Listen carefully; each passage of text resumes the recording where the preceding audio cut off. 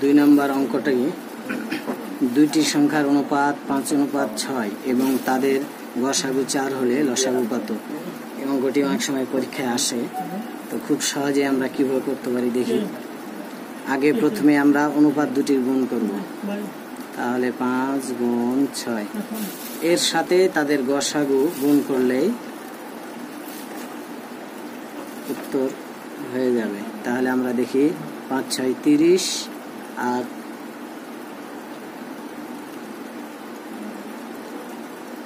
আমরা এখানে ক্যালকুলেট 4 6 24 24 সাথে আমরা যদি 5 গুণ করি তাহলে দাঁড়াচ্ছে 4 5 20 20 শূন্য হাতে রইল 2, 5 10 আর 2 12।